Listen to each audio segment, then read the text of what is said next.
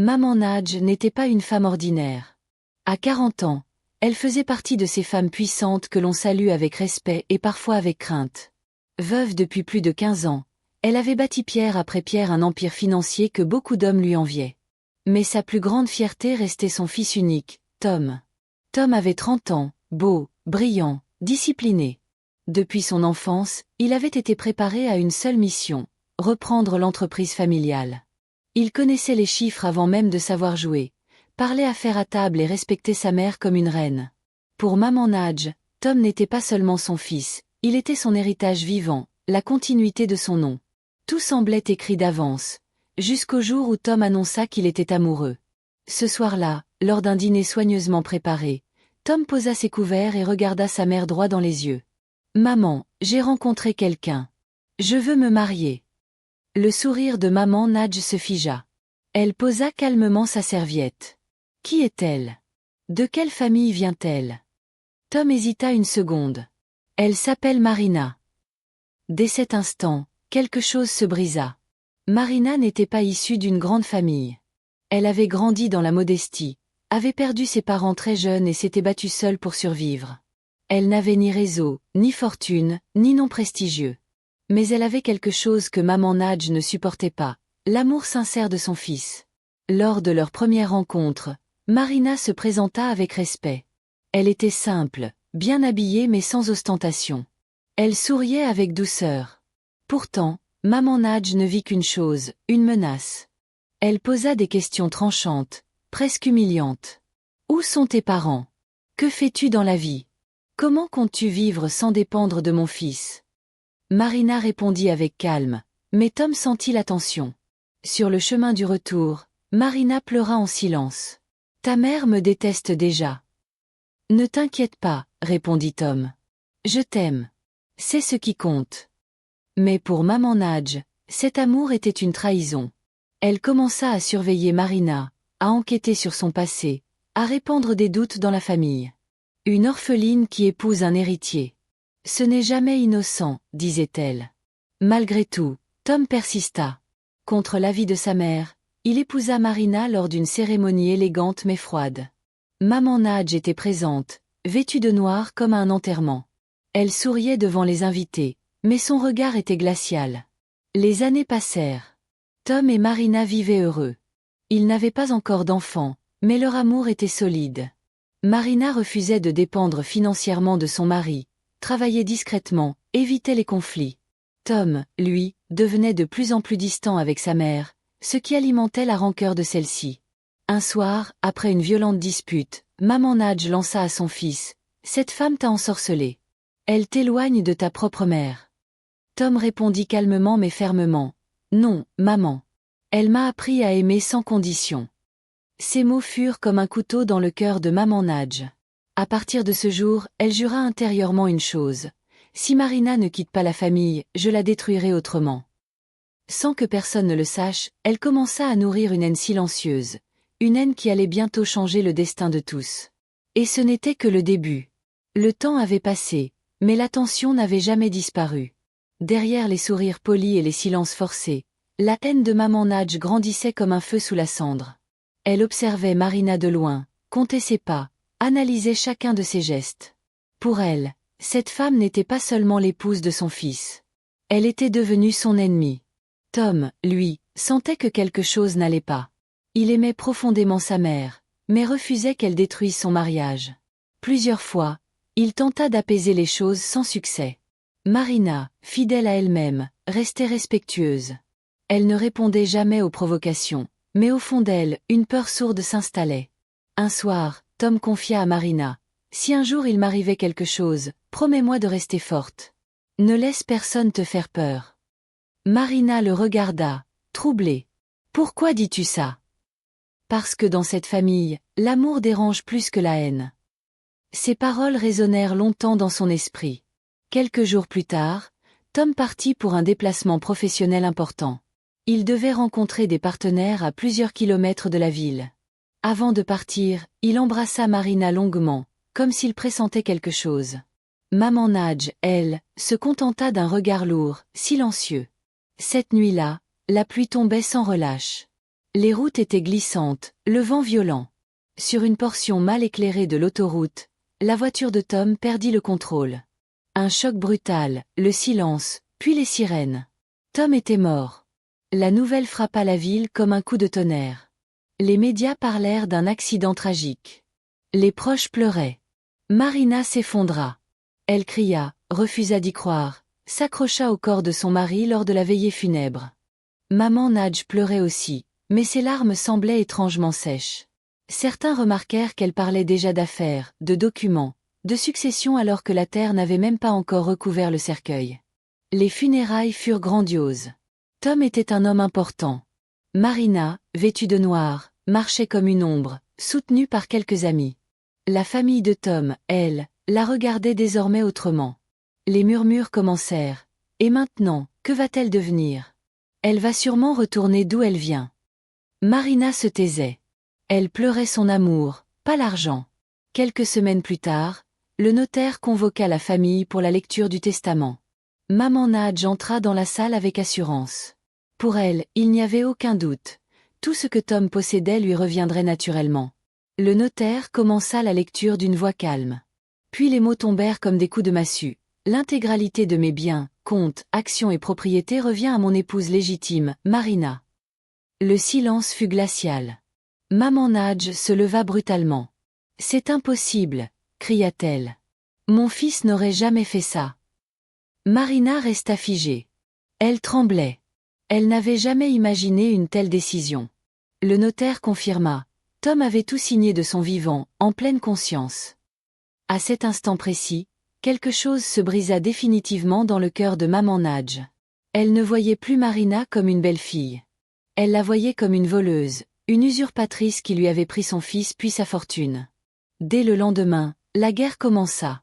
Pression familiale, appels incessants, menaces voilées, sois raisonnable. Une femme seule ne peut pas gérer tout ça. Rends ce qui ne t'appartient pas. Mais Marina se souvenait des paroles de Tom. Elle refusa calmement, fermement. Cette résistance rendit Maman Nadj folle de rage. Un soir, seule dans sa grande maison silencieuse, elle murmura. « Si la loi des hommes ne peut pas la faire plier, alors j'utiliserai une autre loi. » Ce soir-là, elle prit une décision qui allait plonger toute la famille dans l'obscurité. La colère de Maman Nadj ne connaissait plus de limites. Chaque matin, en se réveillant dans sa grande maison silencieuse, elle ressentait le vide laissé par son fils, mais surtout l'humiliation. Tout ce qu'elle avait bâti pendant des décennies se trouvait désormais sous le contrôle d'une femme qu'elle n'avait jamais acceptée, Marina. De son côté, Marina tentait de survivre au deuil. Elle vivait recluse, évitait les mondanités, refusait les invitations. L'argent ne lui apportait aucune joie. La nuit, elle rêvait de Tom. Elle entendait encore sa voix, sentait encore sa présence. Elle ignorait qu'un autre combat, invisible celui-là, venait de commencer. Maman Nadj, elle, avait cessé de dormir. Une nuit, incapable de supporter sa rage, elle quitta sa maison sans prévenir personne. Elle conduisit longtemps jusqu'à un quartier que même les riches évitaient. Là vivait un marabout réputé, connu pour ses pratiques sombres et ses rituels interdits. Quand elle entra dans la cour, l'homme la regarda longuement avant de parler. « Tu viens pour l'héritage, mais surtout pour la vengeance. » Maman Nadj ne nia pas. Elle expliqua sa douleur, sa colère, sa haine. Le marabout resta silencieux puis lui proposa un rituel dangereux. « Ce que tu demandes a un prix. Le mal que tu envoies peut revenir. »« Je m'en fiche, » répondit-elle. « Je veux qu'elle abandonne. Je veux qu'elle perde tout. » Le marabout lui donna des paroles précises à prononcer, un geste humiliant et une règle stricte. Le faire quand la victime est seule, détendue, vulnérable. 2 jours plus tard, l'occasion se présenta. Ce soir-là, Marina était chez elle, assise devant la télévision, vêtue d'un simple pyjama. Pour la première fois depuis longtemps, elle essayait de penser à autre chose qu'à la mort de son mari. Lorsqu'on frappa à la porte, elle fut surprise. C'était Maman Nadj. Sans attendre d'invitation, elle entra. Son visage était fermé, son regard étrange, presque vide. Marina se leva, mal à l'aise. « Maman, vous allez bien ?» Aucune réponse. Maman Nadj avança lentement, puis sans un mot, se courba, tourna le dos à Marina et lui montra ses fesses comme le rituel l'exigeait. Elle prononça ensuite des paroles graves, lourdes, incompréhensibles, chargées de colère et de haine. Marina resta figée. Elle ne comprenait pas ce qui se passait. Quand maman Nadj se redressa, son visage était pâle. Elle sortit sans dire un mot. Sur le moment, rien ne se passa. Marina se rassura. Elle a perdu la tête, pensa-t-elle. Maman Nadj, de son côté, commença à douter. Peut-être que tout cela n'était que des histoires. Mais 2 jours plus tard, tout bascula. Marina se réveilla avec une lourdeur étrange. Sa tête bourdonnait. Elle entendait des voix. Au début, elle crut à la fatigue. Puis elle commença à oublier des choses simples. Elle parlait seule, riait sans raison, pleurait soudainement. La nuit suivante, elle quitta la maison sans s'en rendre compte. On la retrouva errant dans les rues, pieds nus, sale, parlant à des personnes invisibles. La riche veuve était devenue méconnaissable. Les passants murmuraient « C'est elle, la femme de Tom ». La folie l'a attrapée. Pendant ce temps, maman Nadj observait de loin. Au fond d'elle, une peur naissait. Je voulais qu'elle abandonne l'argent, pas qu'elle devienne folle. Mais il était trop tard. Marina disparut complètement. Les médias parlèrent d'elle comme d'une tragédie. L'héritage fut placé sous surveillance et dans l'ombre, une force invisible poursuivait son œuvre. Ce que maman Nadj ignorait encore, c'est que le mal qu'elle avait déclenché n'avait pas fini de frapper. Les rues de la ville semblaient avoir englouti Marina.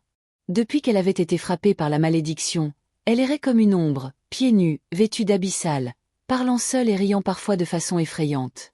Les habitants qui la croisaient murmuraient « C'est la veuve de Tom, elle est folle ». Personne ne savait comment l'aider et Marina elle-même ne reconnaissait plus sa propre vie. Un matin, alors qu'elle titubait près du marché central, une ancienne connaissance la reconnut. C'était Claudine, une amie d'enfance de Marina avant qu'elle ne rencontre Tom. Claudine ne pouvait pas laisser Marina ainsi. Avec douceur et détermination, elle l'emmena loin de la foule et la conduisit directement chez son pasteur. Dès que Marina entra dans l'église, elle s'effondra sur le sol, les yeux hagards, la voix brisée par des cris incompréhensibles. Le pasteur, un homme connu pour sa foi profonde et sa sagesse, comprit immédiatement. Marina était sous l'emprise d'une force surnaturelle. Il ordonna des prières, des chants et un jeûne spirituel pour purifier son esprit. Pendant plusieurs jours, Marina fut plongée dans un rituel de purification. Elle criait, pleurait, mais progressivement ses souvenirs commencèrent à revenir. Elle se souvint de Tom, de l'amour qu'il partageait, mais aussi de la haine silencieuse de sa belle-mère.